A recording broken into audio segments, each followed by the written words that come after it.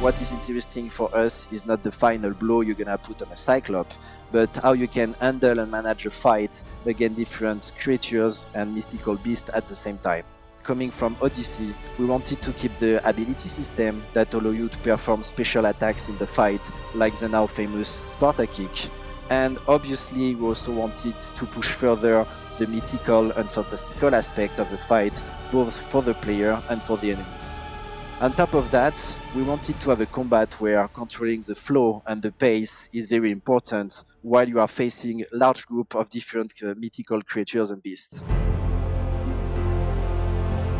You can spend stamina to do special moves like the double jump and godly abilities like the Hephaestus hammer. And then to regen stamina in the fight, you need to do sword combo attack. And there is also other option like potions, parry or perfect dodge. So it's pretty simple, you spend stamina to do crazy stuff and then you do sword attacks to get stamina back. Above the enemies you can see a blue gauge, that is the stun gauge. And to fill it up, you need to do axe attack, parries or special abilities. And once that gauge is full, the enemy is stunned. It's allowing you to deal a large amount of damage to that enemies and to regen some stamina. On top of that, you can use the environment to stun enemies by dodging certain attacks or by throwing objects back at them. So you have a launcher attack that allows you to initiate airborne combos, and after that you have a lot of options to extend those combos, and as you progress in the game you're gonna unlock even more options, like the ability to leap toward the enemy or to slow down time while you're aiming in your bow airborne.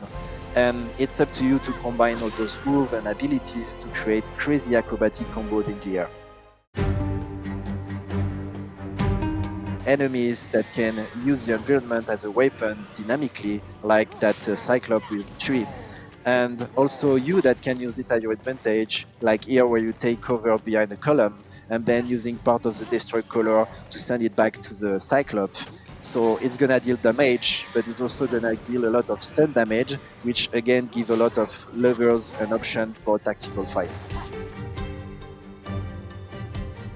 And the last aspect of this awareness and flow of the fight that we wanted to push is having a fire-friendly system between the enemies. So as you can see, the Gorgon has been hit by an attack from the Hecacontyr. And to be clear, it's not the Hecacontyr targeting the Gorgon. He was trying to get you and he missed the attack, and it's the missing attack that hit and throw away the Gorgon.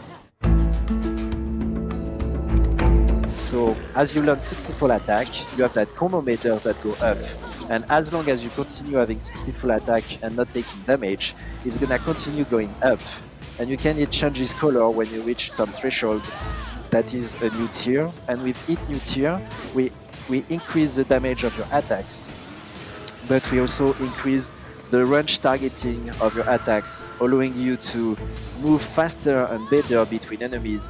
So when you start to be good at it and have a high combo meter, you're moving around the fight like a lightning bolt of Zeus and giving a lot of damage to enemies. And as you can see, it's a very exciting and cool feeling to do, and it forces you to use all the tricks in the book to avoid taking damage and keep that meter up. So as you can see, I'm pretty good at that, but don't worry, everyone can be good, and I'm sure you will be able to even do better than me at some point in the game.